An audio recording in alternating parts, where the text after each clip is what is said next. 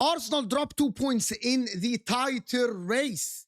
Of course, now in the 11th game, after 8 consecutive wins in all competitions, they face, and I'm going to call them this, the mighty Sunderland. What an advert, what a football match between the two teams.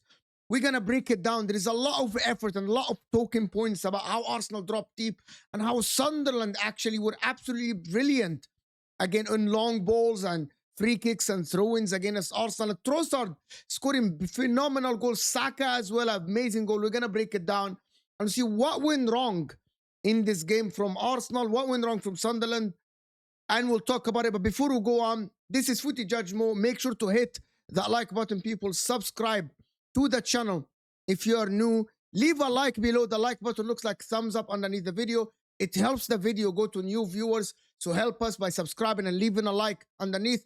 And also a comment goes a long way. Let me know what you think about what I'm about to say.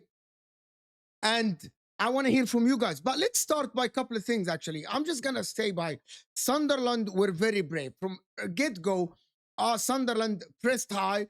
They actually, couple of long throws, they created a little bit of havoc in the Arsenal defense, of course, with these long balls and the press.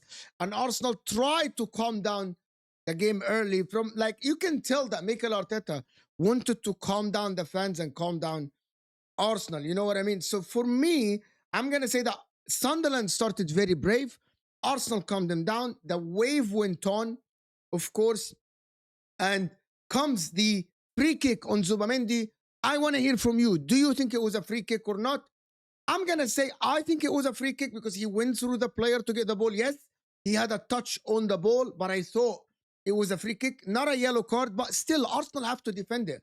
The long ball, havoc, they win it, and the defender wins it like a brilliant finish that there is no absolutely stopping that from David Raya. But Arsenal had to defend better because there was a couple of loose balls. Like they played the first one and then the second one, and then it dropped to the defender with a brilliant finish. And Arsenal didn't defend well here. And that was probably the first shot on target in the game. And that set the tone for the rest of the half, where it's very simple. Sunderland are going to drop deep, and Arsenal try to attack. And then there was not a lot of clear-cut chances. There was a couple of chances for Arsenal in the first half. I think Eze had a shot that was blocked, and the goalkeeper had a couple of saves, of course, in the first half. But in the second half, and this is where I'm going to start actually praising Arsenal in the second half. The way Arsenal started the second half, they created abundance of chances from open play. Saka should have hit the target in minute 50 when he had that clear chance from that left side and he dragged it wide. And also another chance that I saw that Eze should have taken a shot. He didn't. But again, the press continued from Arsenal. We're going to talk about the big picture later about what this means for the league and the league table and everything. But the equalizer from Bukayo Saka just demonstrates how fantastic Declan Rice has been this season. The press, the instinct to pass to Eze, and the brilliant passes Eze, Moreno, and Saka with a phenomenal finish near post with the right foot. And from that point on, you would think Arsenal would win this because now Arsenal are on the ascendancy and they would win it. And to be honest with you, they created abundance of chance. Hit the post. They had created another chance where Eddie got blocked inside the 18 with a shot. Sunderland defended heroically the 1-1. But again, the quality of Trossard. He absolutely scored an amazing goal from outside the penalty area. That dummy run from Calafiori opened up the angle for Trossard. And that finish is ridiculous. And that finish is absolutely phenomenal by Trossard. And again, from that point on, you would think that Arsenal would be able to hold on. And here is the mistake that happened, to be honest with you. Yes, Sunderland went on a big wave after the goal that was scored. And that is the mistake from Mikel Arteta. They dropped so deep. And they allowed Sunderland to play a lot of long balls. They gave a couple of free kicks. Calafiori gave a couple of free kicks as well. And they allowed Sunderland to give a wave, to get absolutely momentum. But again, Arsenal passed that wave. And Arsenal got past this and started knocking it around. And they absolutely created a chance. And they missed. However, in the last 10 minutes, in the last 8 minutes specifically, Arsenal dropped deep inside their 18, even more deeper. And I think that is a mistake. Arsenal should have been able to control the ball and pass the ball around. And I think that they were a little bit protecting the lead. And yes, you can rely on your defense, but it is proven in the first half that you were not going to be able to stop them. And the goal was coming, to be honest, because David Raya had an amazing save in the 84th minute from another cross that fell to Sunderland, and David Raya had a great save. There is another throw-in that fell to Sunderland, but it was called offside. And you knew that the goal was coming for Sunderland. And I thought that that was a mistake by Mikel Arteta. He should have pushed the line higher. Gabriel should have led, and Declan Rice should have led by pushing the line up. But you can tell that there is fatigue. I'm not sure if there was enough subs that was made, that the right subs were made. Mosquera had a good game when he came on, but you can tell that Saka couldn't run anymore. Trossard couldn't run anymore. And they had no choice because there was not enough sub. Maybe Nwaneri should have come on, but he's not a defensive player. But you can tell, but some of the players cannot run anymore. Moreno was gassed, was done, was finished. You know what I mean? Saka was done. He couldn't run anymore. And you can tell that the energy was not there from Arsenal to actually chase the Sunderland player who had all the adrenaline to go and try to win the game. And the goal came. It's very simple that one ball and long, it's a long one across from that right side, and Sunderland win the header. And again, from that point, it wasn't a free kick.